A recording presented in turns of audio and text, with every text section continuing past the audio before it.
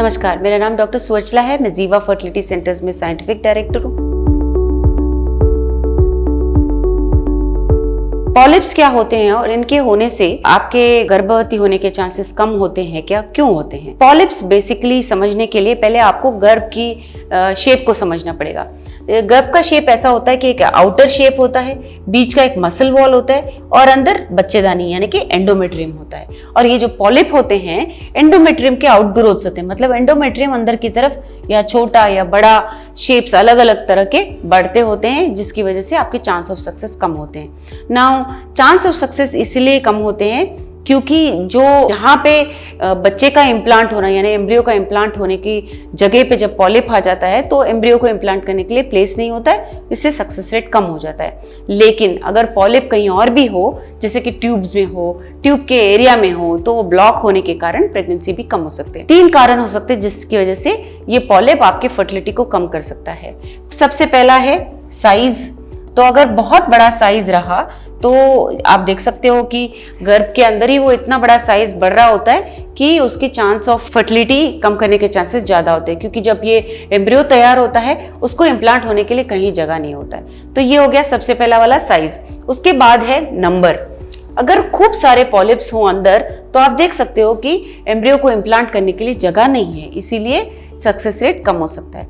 तीसरा है शेप। अगर शेप ऑफ पॉलिप अगर आप देख सकते हो ये एकदम अंदर है और बड़ा है और ये छोटा है, कितना बड़ा है कितना छोटा है, साइज क्या है, शेप क्या है, उसके मुताबिक ये सक्सेस रेट ज्यादा या कम करने के चांसेस होते हैं। अब आपको पता कैसे चले कि आपको पॉलिप है? एक तो छोटे मोटे सिम्टम्स होते हैं, जैसे कि ज्यादा ब्लीडिंग होना, 2 पीरियड के बीच में फिर से ब्लीडिंग होना, पेट दुखना, ये सब पॉलिप्स के भी सिम्टम्स होते हैं, साइंस होते हैं। लेकिन स्कैन में अक्सर ये पकड़ा नहीं जाता।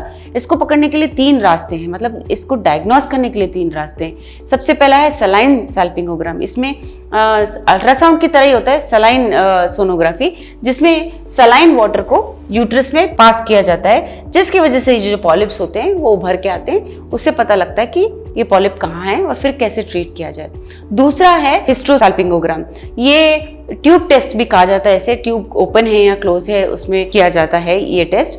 और हिस्ट्रोसैल्पिंगोग्राम में एक डाई यूट्रस के अंदर पास किया जाता है और वो डाई दोनों तरफ से बाहर निकलता है। ना केवल ट्यूब का टेस्ट होता है ये, बट ये भी देखा जा सकता है कि यूट्रस में कोई प्रॉब्लम है क्या, और पॉलिप्स इस तरह पकड़े जा सकते हैं और इसका ट्रीटमेंट किया जा सकता है। तीसरा जो तरीका है वो ना केवल पॉलिप देखने का, पॉलिप के बारे में जानने का तरीका है, बट उसका ट्रीटमेंट ऑप्शन भी है, जिसका नाम है हिस्ट्रोस्कोपी।